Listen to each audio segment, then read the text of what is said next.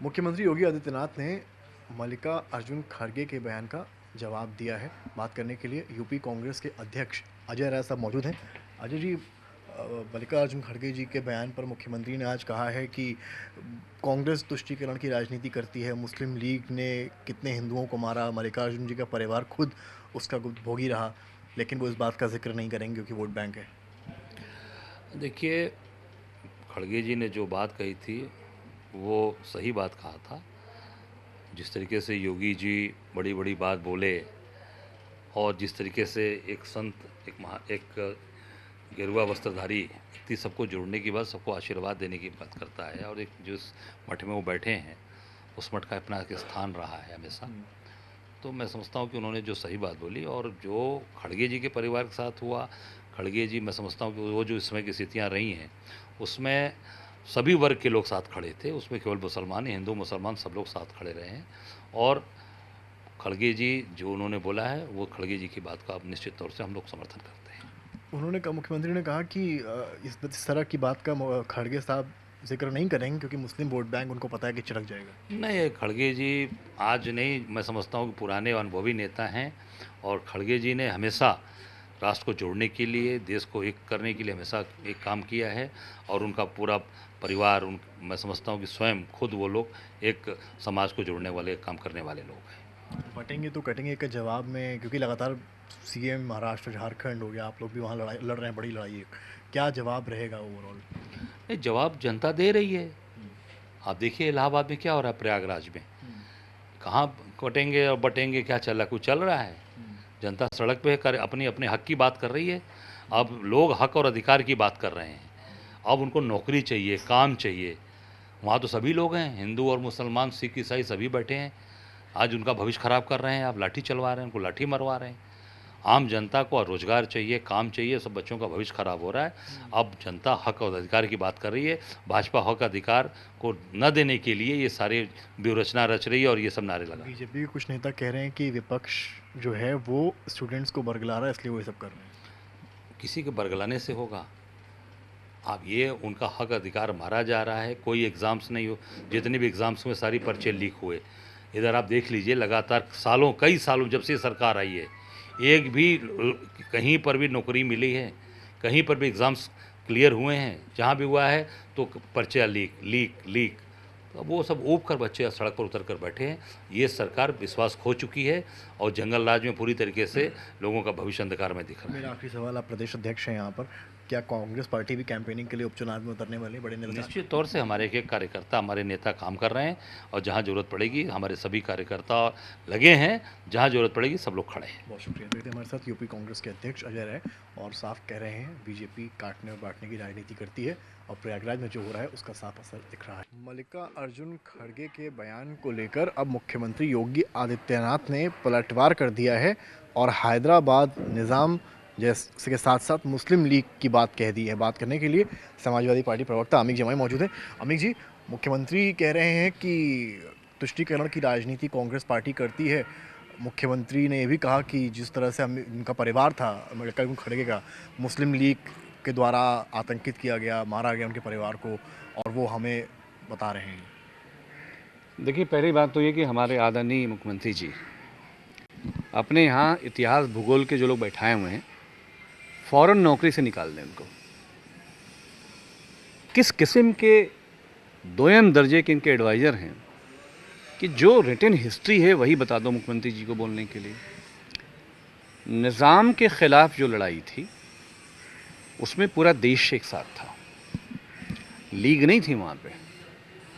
निज़ाम का झुकाव कहाँ था ये बताने की ज़रूरत नहीं है, लेकिन निज़ाम के ख़िलाफ़ चाहे सरदार पटेल जी रहे हों कांग्रेस के नेतृत्व में, चाहे वहाँ के सारे कम्युनिस्ट नेता रहे हों, गुरिल्ला वार हुआ वहाँ पे हैदराबाद निज़ाम के ख़िलाफ़, उनकी पुलिस के ख़िलाफ़, जिनको हम रज़ाकार्स बोलते हैं। तो रज़ाकार्स के ख़िलाफ़ कम्युनिस्ट, सोशलिस्ट और मखदूम मोहिउद्दीन का बहुत बड़ा नाम आता है, शायर उर्दू कहा जाता है उनको। वो उसके फ्रीडम की लड़ाई लड़ने वाले लोगों में से थे। तो आदरणीय मुख्यमंत्री जी को कुछ पता नहीं है वहाँ के बारे में, हैदराबाद के बारे में। मल्लिका अर्जुन खड़गे जी ने जो बात कही थी वो बहुत ही सैद्धांतिक बात ये कही थी कि जो चुना हुआ, जो शपथ, संविधान की शपथ खाता है मुख्यमंत्री, उसको ऐसी भाषा बटना कटना, किसी एक धर्म को आह्वान करना कि तुम इकट्ठा हो जाओ, किसके खिलाफ इकट्ठा हो जाओ? मुसलमानों के खिलाफ। फिर प्रधानमंत्री जी कहते हैं एक है तो सेफ है। फिर आप कहते हैं कि दुनिया में जाते हैं, कहते हैं हम बुद्ध के देश के भी हैं। बुद्ध के देश के लोगों में या तो बुद्ध के हो या तो एक के हो। उन्होंने कहा कि उस वक्त मुस्लिम लीग द्वारा हिंदुओं को चुन चुन कर मारा गया और इसमें मल्लिकार्जुन का जो परिवार था उसको भी आघात हुआ, लेकिन कांग्रेस इस बात का जिक्र इसलिए नहीं करेगी, मल्लिकार्जुन खड़गे इसलिए नहीं करेंगे क्योंकि जो मुस्लिम वोट बैंक है वो उनसे छिटक जाएगा। अच्छा, आप हमें ये बताइए ना, जिस मुस्लिम लीग के बारे में आदरणीय मुख्यमंत्री जी बता रहे हैं, अगर मुस्लिम लीग नहीं होती तो आज भाजपा कहाँ पे होती? मतलब आपने श्यामा प्रसाद मुखर्जी मुस्लिम लीग के साथ अलायंस में वो डिप्टी चीफ मिनिस्टर रहे वेस्ट बंगाल के। तो आपका तो मुस्लिम लीग का याराना है। लड़ाई तो हिंदू मुसलमान की थी नहीं आज़ादी की लड़ाई में। आज़ादी की लड़ाई तो हमारे लिए तो एक कलंक है, बंटवारा तो कलंक है। उसमें सब दोनों तरफ से बहुत हानियां हुई हमारे देश की, लेकिन उस वक्त जो लोग ब्रिटिश राज की गुलामी कर रहे थे उनका क्या है? और रही बात जो मल्लिका जी के बारे में, उनके घर के बारे में जो बात हो रही है, ऐसे बहुत सारे लोग हैं। पाकिस्तान के खिलाफ जब पूरा मामला चल रहा था बनने का, हमारे बहुत सारे लाखों लाख हिंदू मुसलमानों का सबका नुकसान हुआ। आपको मालूम है कश्मीर में कितनी गोलियां चली थी मुसलमानों के सीनों पर? तो इस देश को इंटीग्रेट करने में कांग्रेस, सोशलिस्ट, कम्युनिस्ट, इन लोगों ने सब बनाया। लेकिन मुख्यमंत्री जी को मैं चाहता हूँ कि इतिहासकार थोड़ा ठीक ठाक रख लें अपने यहाँ। प्रयागराज की घटना पर बीजेपी कह रही है कि जो विपक्ष है वो बरगला रहा है स्टूडेंट्स को, इसलिए वो ऐसा प्रदर्शन कर रहे हैं। अच्छा, आप हमें एक संजीदगी बात ये बताइए। आप कहते हैं कि one nation one election. Narendra Modi में इतनी ताकत है कि वो देश में एक दिन में पूरा चुनाव करा देगा। आप उपचुनाव एक साथ नहीं करवा पा रहे हो।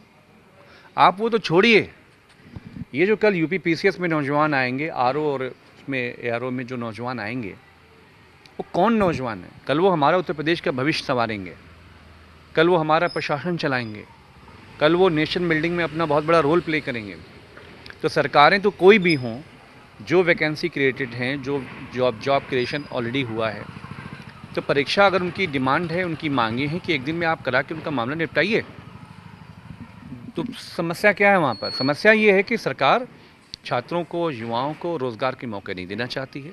वो नहीं चाहती है कि वो पढ़ लिख के सरकार के ऊपर कोई लाइबिलिटी बने, कि उनका सोशल सिक्योरिटी देना पड़े, उनको पेंशन देना पड़े। इसलिए हर साल पर्चे लीक करवा दिए। हम देख रहे हैं सोशल मीडिया कह रहे हैं 7 लाख के ऊपर नौकरियां दे दी होगी सरकार में। हम आपसे पूछते हैं, जो आप नौकरियां दे रहे हैं वो तो किसी को मालूम नहीं है, लेकिन जो लोग नौकरियां मांग रहे हैं, आप कह दीजिए कि वो आपके उत्तर प्रदेश के लोग नहीं हैं। आप इलाहाबाद में अगर मुख्यमंत्री जी में इतनी शक्ति है, अगर आपको ये लगता है कि वो सब 99% हिंदू हैं, हिंदू परेशान क्यों हैं सड़कों पर? हिंदुओं की सरकार और हिंदू परेशान है, हिंदू किसान परेशान है, हिंदू दलित परेशान है, हिंदू पिछड़ा परेशान है। क्यों परेशान है भाई? फिर आप कह रहे हैं बटोगे तो कटोगे। अब जब इलाहाबाद में लोग इकट्ठा हो गए हैं, एक होना चाहते हैं, नेक होना चाहते हैं, सेफ होना चाहते हैं, अनसेफ क्यों कर रहे हो उनको? ठीक है, एक तो हो गया। अमित जमाई साहब हैं, समाजवादी पार्टी प्रवक्ता हैं, और साफ कह रहे हैं चाहे मुख्यमंत्री का बयान हो मल्लिकार्जुन खड़गे को लेकर, और चाहे प्रयागराज की घटना हो, बटेंगे तो कटेंगे, नहीं चलेगा। कैमरामैन संजय के साथ समर्थ श्रीवास्तव, आज तक।